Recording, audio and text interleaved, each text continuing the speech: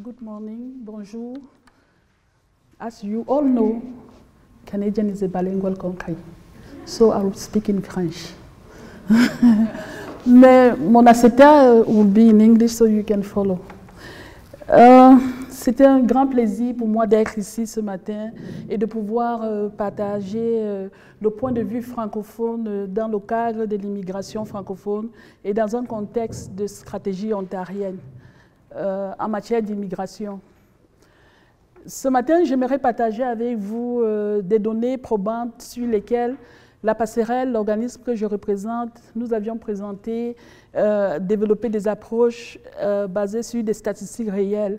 Et mes propos vont se concentrer sur vraiment les avantages économiques que les immigrants francophones apportent et contribuent dans notre prospérité canadienne ou prospérité ontarienne.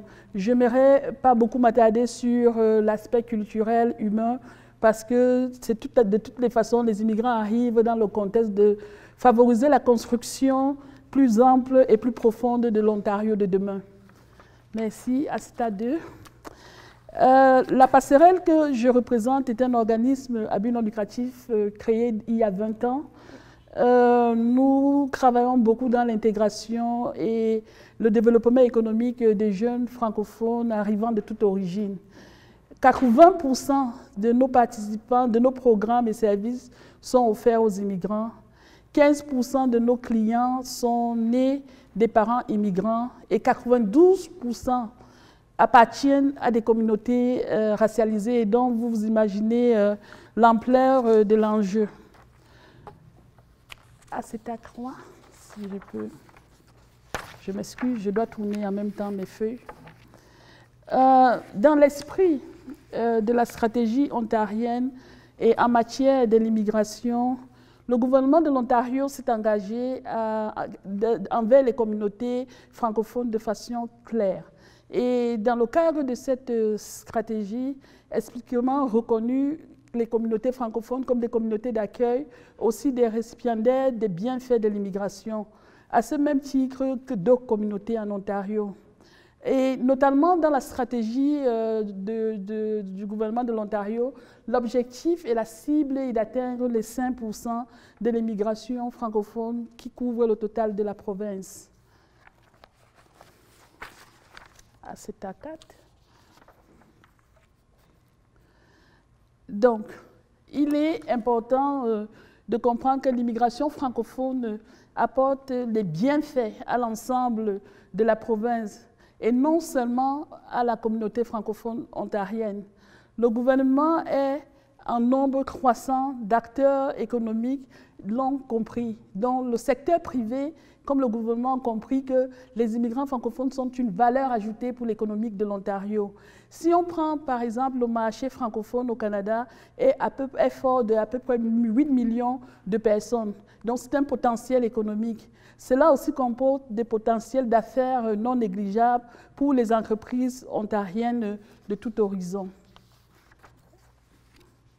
C'est à 5. C'est 5? Ouais. L'étude du centre Mowat, Diaspora and Nation, a établi un lien significatif entre les diasporas disponibles localement et le commerce international. En effet, les immigrants eux-mêmes apportent dans leur contribution la langue, des compétences culturelles, de l'expérience, les reconnaissances et les connexions vers d'autres pays. Donc, si un employeur embauche un immigrant francophone, c'est un potentiel sur l'ouverture dans le monde, c'est aussi des potentielles opportunités économiques.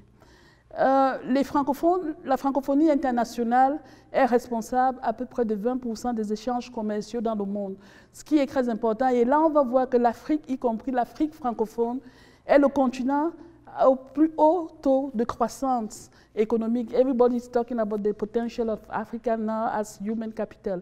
So, c'est assez important. À 6. Je m'adresse aujourd'hui à vous aussi en tant que co-présidente du Francophone Workforce Development Council, un des 2 modèles prouvés et développés par la passerelle dont j'aimerais vous partager avec vous aujourd'hui. Ce conseil de talents bilingues qui est représenté public, privé et communautaire a vu le jour en 2015.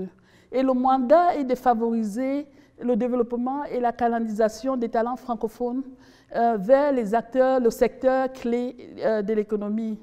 Mais c'est aussi sur des énergies entre gouvernement, employeurs et institutions de formation postsecondaire et organismes communautaires de développement du capital humain. Il est composé des représentants des ministères, des institutions collégiales, de la ville de Toronto, des employeurs et certainement des employeurs œuvrant dans différents secteurs, transport, communication, hôtellerie et technologie. L'approche de ce conseil est axée sur les talents francophones chez les employeurs impliqués dans le secteur. Les consultations et les recherches que nous avions faites ont naturellement identifié les secteurs nécessaires et la demande en fonction des employeurs sur lesquels les talents bilingues francophones doivent se canaliser. Je dois remercier ici tous les bailleurs de fonds comme Crillion Fondation, le ministère des collèges et universités et d'autres ministères fédéraux qui contribuent beaucoup à faciliter la mise en œuvre de ce conseil et puis la stratégie de la passerelle. Le modèle comporte une implication substantielle des employeurs et des consultations, ce qui est très, très important pour nous. ACETA 7, c'est bon?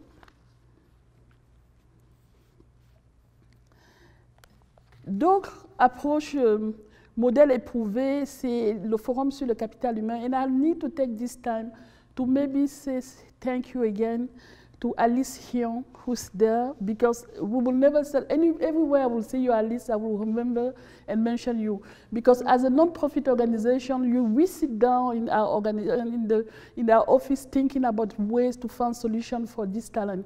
But we need champions like Alice from the other side of the government to believe in what the vision and to create that opportunity. And so the first forum that we launched in 2013 was because of Alice, and thank you, and because you believe that the Francophone community has a strong potential. Thank you very much. Donc le forum, justement, nous permet de chaque année de faire valoir les institutions et qui vont discuter sur les questions stratégiques des talents bilingues et discuter sur des modèles vraiment appropriés pour répondre aux besoins de ces talents. On me dit que j'ai 10 minutes. Donc, je vais passer à la CETA 8. Si vous regardez le tableau, vous allez voir où sont les secteurs de demande en emploi en Ontario. Vous allez voir que la région d'Ottawa, quand on fait des postes de demande d'emploi, les francophones, des annonces en français, 20% de ces annonces comportent la maîtrise du français. Et c'est beaucoup juste dans la région d'Ottawa. Et dans la région de Toronto, on a à peu près un pourcentage de 7%. Dans les deux cas, il s'agit d'un pourcentage supérieur à la proportion des francophones sur l'ensemble de la population et la province, et qui est environ de 4%. En outre, on sait aussi que ces annonces incluent les primes salariales de 20%, ce qui indique l'importance accordée aux employeurs pour la langue française. So, employers are telling us that they can find francophone bilingual talent, but they are there, and we can see where les postes qui sont annoncés. ACETA 9, voilà. On sait aussi, dans le tableau qui suit, que les emplois de certains secteurs économiques ont un plus haut taux de croissance dans certains secteurs. Il y a un plus grand nombre de pourcentages pour les postes disponibles en français, pour les talents francophones. On compte parmi ces secteurs le secteur de la santé et services sociaux, le secteur des finances et assurances, les technologies de l'information. Et nous remercions vraiment la firme Mercer qui nous a aidés à développer toutes ces recherches-là pour nous permettre à la passerelle de développer des programmes sur mesure. Je vais rapidement passer à travers les autres slides qui montrent des résultats sur des recherches primaires. Nous remercions encore le gouvernement de l'Ontario et la Fondation Metcalfe pour leur soutien à la réalisation de ces recherches-là. Par exemple, vous voyez que les compétences techniques sont assez importantes et les compétences personnelles sont recherchées actuellement par les employeurs dans le secteur de la télécommunication. On voit aussi qu'il y a beaucoup de programmes de formation qui sont peaufinés en fonction de cette réalité-là. So when you look at where job posting or requirement for French are looking at, and the employer are requiring a lot of interpersonal skill in order for Francophone talent to access to this kind of job. ACETA 11. Dans le secteur de la télécommunication, vous voyez un peu les demandes en termes de les technical skills et puis les interpersonal skills recherchés par les employeurs dans ce domaine-là. Et c'est tout ça qui nous permet vraiment de développer des programmes sur mesure pour pouvoir, j'ai 5 minutes, pour pouvoir offrir des formations assez adéquates. Donc, je vais passer plusieurs secteurs. On va aller à la CETA 14. Toujours là, on regarde toujours tout ce qui est demandé comme French skill, les postes au niveau des transports aériens, de via rail ou des transports sur terre, comme des autobus. On voit très bien les postes où les bilingues francophones doivent appliquer. Maintenant, la diapositive 15 parle aussi de tout ce qui est en termes du savoir pour les talents bilingues francophones. Qu'est-ce que les employeurs recherchent comme soft skills, work requirements et connaissances.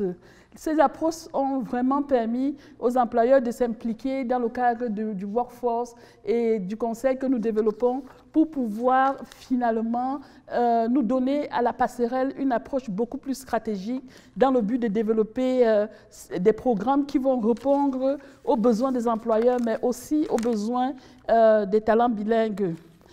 C'est clair pour nous que notre approche est vraiment basée sur des approches stratégiques qui ont été prouvées. Et tu as la CETA 16, voilà, qui ont été prouvées. Et j'aimerais encore souligner que dans sa lettre d'esprit, le gouvernement de l'Ontario a démontré réellement qu'il était prêt à investir pour les communautés francophones. Et nous avions à l'heure actuelle organisé 3 forums. Et on voit que ces investissements payent parce qu'il y a quand même un bon pourcentage des francophones qui trouvent l'emploi dans ce contexte-là. J'aimerais passer la CETA, passons à la CETA 17. 17, ouf. En finissant, récemment, lors du dernier forum que nous avions organisé, Madame la ministre Mulroney a dit cette situation. Elle a dit qu'en somme, l'Ontario désormais compte sur des modèles prouvés de collaboration et d'implication proactive multisectorielle pour l'optimisation et la contribution des immigrants francophones dans leur prospérité en Ontario. Et c'est à l'Ontario de nos contributions collectives à l'avenir de l'immigration francophone. Et donc, c'est très important de voir que même le gouvernement s'engage et reconnaît qu'on a besoin des données probantes pour continuer à développer des programmes stratégiques. Et puis, on a aussi mis lors du forum, si tu veux avancer à la prochaine slide, la mise sur pied d'un conseil des talents bilingues. Tu peux passer, vas-y. Vas-y, continue. Voilà, la mise sur pied d'un conseil des talents bilingues pour nous aider dans les prochaines stratégies de la passerelle. Et pour continuer à faire le travail que nous sommes en train de faire, nous avions aussi envoyé à CIRIS les 2 recherches que nous avions publiées et je crois que ça vous allez avoir, ils sont en anglais ces recherches, vous pourrez avoir accès à ces recherches. Ouf, merci.